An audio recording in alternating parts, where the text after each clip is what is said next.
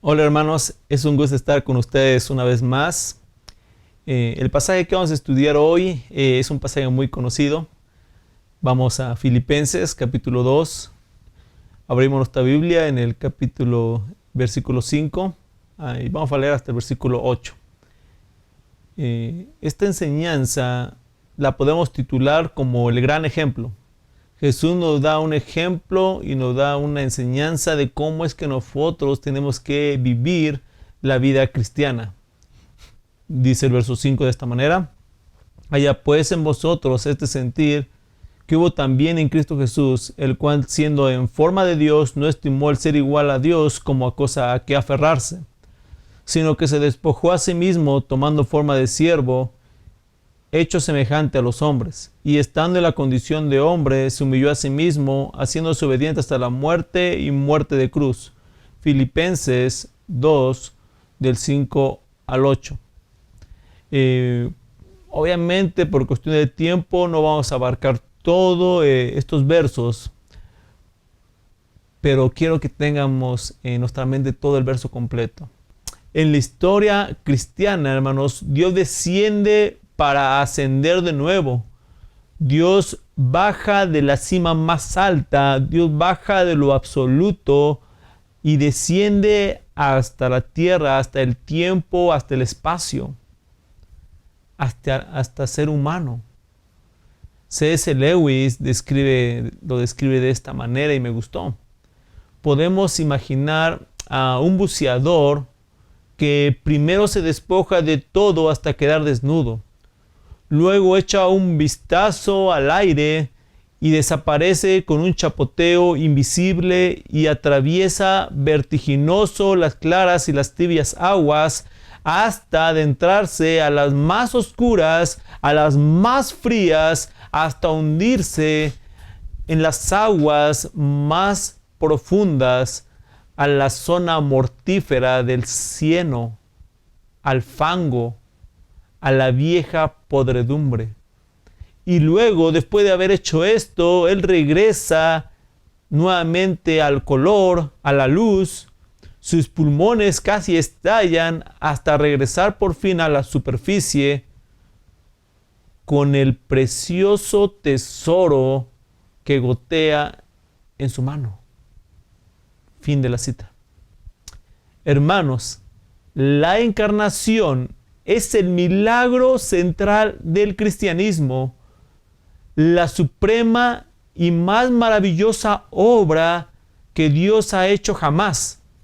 El milagro de milagros es el tema de Filipenses 2, 5 y 8. Algunos eruditos creen que este pasaje era primero un himno que cantaban los cristianos en la iglesia primitiva para conmemorar la encarnación del Hijo de Dios. Este pasaje ha sido llamado una joya cristológica, un diamante teológico cuyo brillo tal vez no tenga paralelos en todas las escrituras. La primera frase que vemos en este pasaje: haya pues en vosotros este sentir que hubo también en Cristo Jesús, deja claro el propósito de esto. El propósito primordial por lo que Pablo escribió esto era para animar a los cristianos a vivir como su Señor y Salvador. Pablo no solo quiso describir la encarnación de Jesucristo para que nos la revelara a nosotros, sus lectores, sino él quiso mostrarlo como un ejemplo a seguir. Él presenta un ejemplo supremo e inigualable de humildad, y este nos sirve como la motivación más poderosa que tenemos para vivir en humildad. Hermanos, la encarnación llama a los creyentes a seguir el ejemplo incomparable de humildad, renuncia, entrega, sacrificio y amor abnegado. Jesús enfrentó la encarnación en obediencia a la voluntad de su Padre. Ahí tenemos ejemplo a ser obedientes.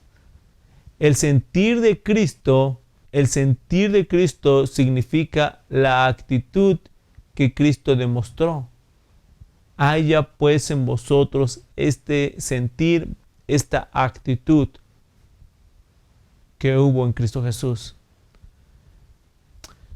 Después de todo, la manera en que vemos las cosas va a determinar el resultado. Si las vemos de manera egoísta, vamos a terminar siendo personas que causen división y destrucción. La unidad de la iglesia solo puede surgir en un sentido de verdadera humildad, hermanos. Si no hay verdadera humildad, no puede haber unidad. Miren, el apóstol Juan declara: el que dice que permanece en él, o sea, en Cristo, debe de andar como él anduvo. Primera de Juan 2:6. Y Jesús ordenó: llevad mi yugo sobre vosotros y aprended de mí, que soy manso y humilde de corazón, y hallaréis descanso para vuestras almas. Mateo 11:29. Entonces, ¿cuál es el sentir? ¿Cuál es nuestra actitud, hermanos? ¿Cuál es la actitud de la vida del Hijo de Dios? La única forma de saber si alguien está en verdad en Cristo es viendo cómo vive, cómo se relaciona cada día con su familia, con sus compañeros de trabajo, con sus compañeros en la escuela, con sus padres. Tú me puedes decir que eres hijo de Dios, pero tu vida puede decirme lo contrario.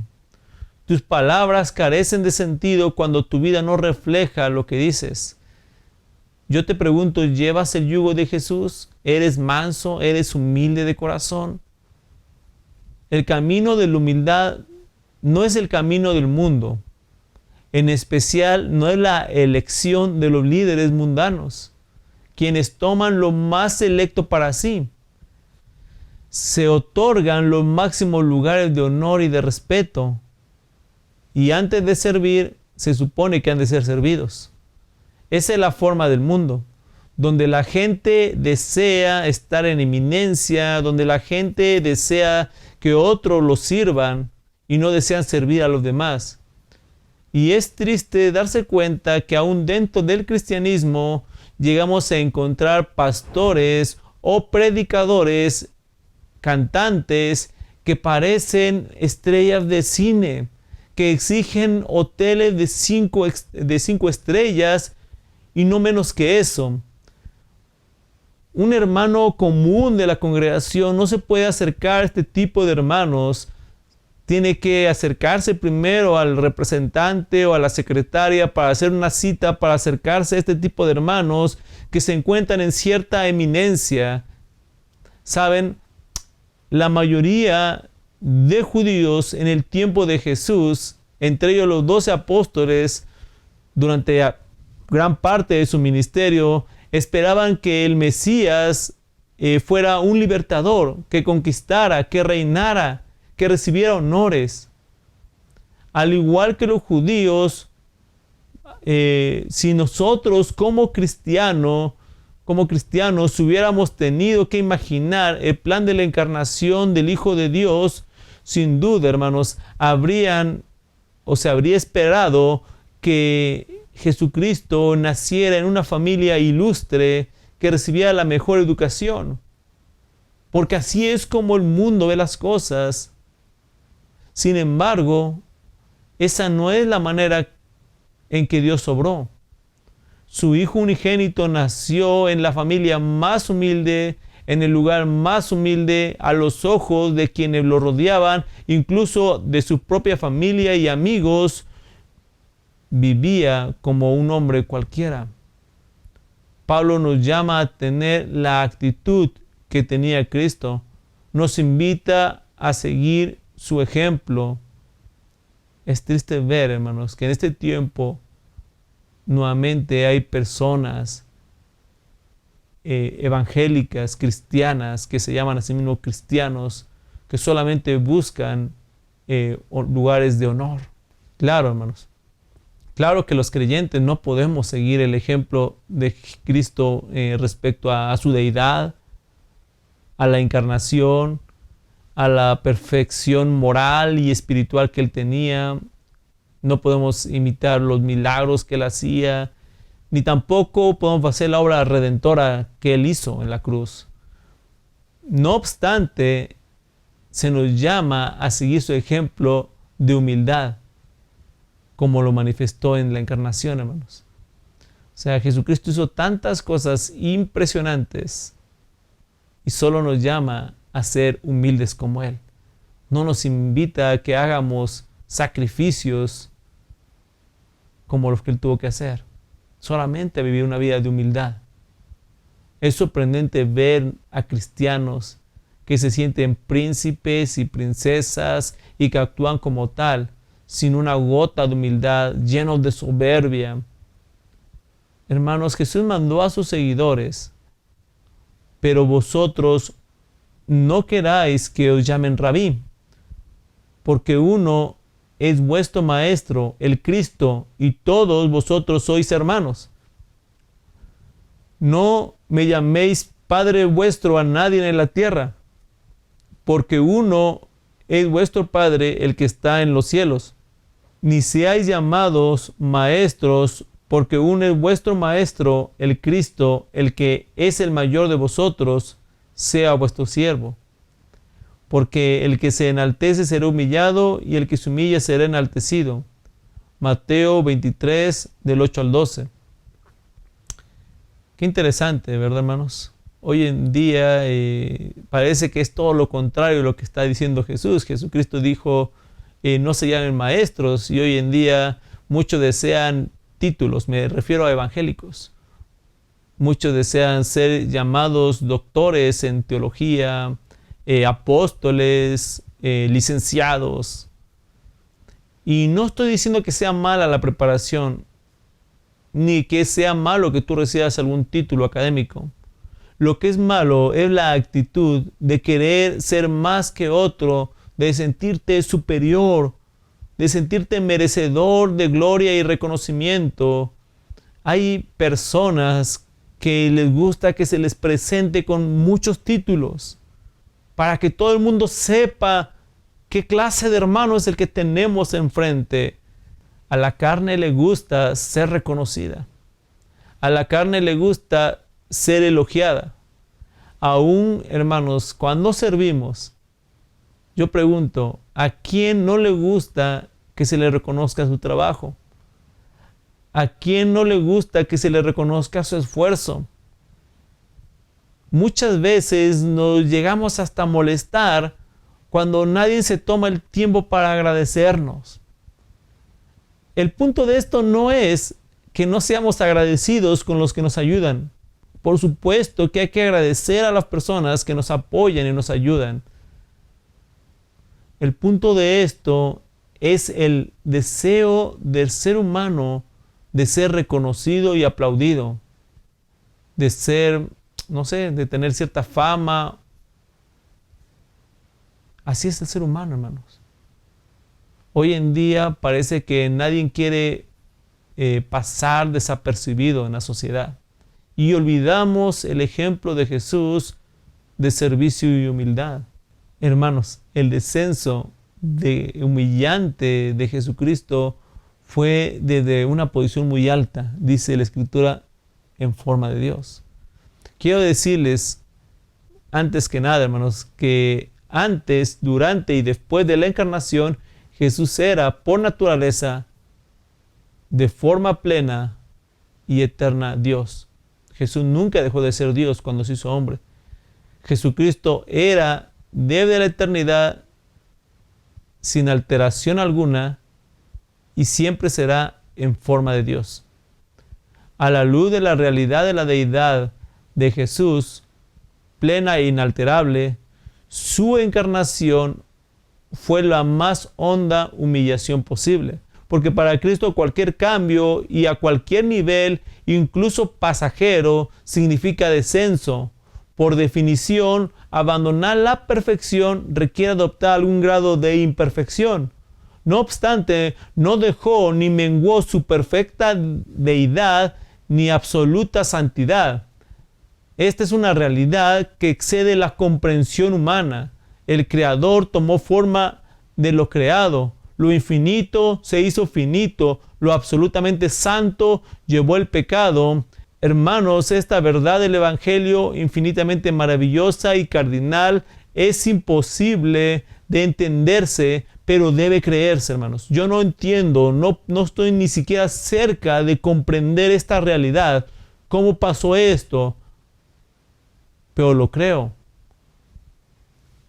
La idea es que antes de la encarnación, desde la eternidad, Jesús preexistía en forma de Dios, siendo igual a Dios en todo, con su misma naturaleza y su ser interior. Hermanos, Jesucristo ha sido y siempre será plenamente divino. Quiero llevarles algunos versículos en la Escritura. Pablo expresa estas verdades en Colosenses con las siguientes palabras. Él, hablando de Jesucristo, él es la imagen del Dios invisible, el primogénito de toda creación. Colosenses 1:15. Entonces Jesucristo es la imagen de Dios. Pablo nos lo dice aquí. Refiriéndose a Cristo, también el apóstol Juan empieza su evangelio declarando: en el principio era el Verbo, y el Verbo era con Dios, y el Verbo era Dios. Este era en el principio con Dios. Y agrega: y aquel Verbo fue hecho carne, y habitó entre nosotros, y vimos su gloria como del unigénito del Padre, lleno de gracia y verdad. Jesucristo nuevamente desde el principio con Dios, lleno de gloria, lleno de verdad, y vino y habitó entre los hombres. Jesús mismo dijo de su persona: en verdad os digo, de cierto os digo, antes que Abraham fuese, yo soy. Y luego oró con estas palabras: ahora, Padre, glorifícame tú al lado tuyo con aquella gloria que tuve contigo antes que el mundo fuese. Escuche bien, hermano. Padre, aquellos que me has dado, quiero que donde yo estoy, también ellos estén conmigo, para que vean mi gloria que me has dado, porque me has amado desde antes de la fundación del mundo. Juan 17. Jesucristo desde antes de la fundación del mundo, Jesucristo lleno de gloria. El autor de los Hebreos también nos recuerda que en estos postreros tiempos, en estos postreros días, Dios nos ha hablado por el Hijo, a quien constituyó heredero de todo, y por quien asimismo hizo el universo, el cual es el resplandor de su gloria y la imagen misma de su sustancia, y quien sustenta todas las cosas. Hebreos 1. Ese es nuestro glorioso Señor Jesucristo, hermanos. El que es, el que era y el que ha de venir. El que sostiene todas las cosas, el que estuvo muerto, mas he aquí que vive, el que vino y estuvo dispuesto a dejar aquella gloria, a velarla a nuestros ojos y a nacer como un niño indefenso en un pesebre prestado. Ese es nuestro glorioso Señor Jesucristo. Y Él te dice: aprender de mí, que soy manso y humilde de corazón. Voy a terminar con la lectura con la que se empezó. Haya pues en vosotros esta actitud que hubo también en Cristo Jesús. La invitación de Pablo a ser como nuestro Señor Jesús. Hermanos, la humildad es la marca del verdadero seguidor de Jesucristo. ¿Por qué? Porque Jesucristo, al que nosotros seguimos, nos dio ejemplo de humildad, de entrega. Él es nuestro mayor ejemplo a imitar. Fue un placer compartir esto contigo. Te pido que sigas orando por este ministerio y por mi familia. Que Dios te bendiga y nos estaremos viendo la próxima semana.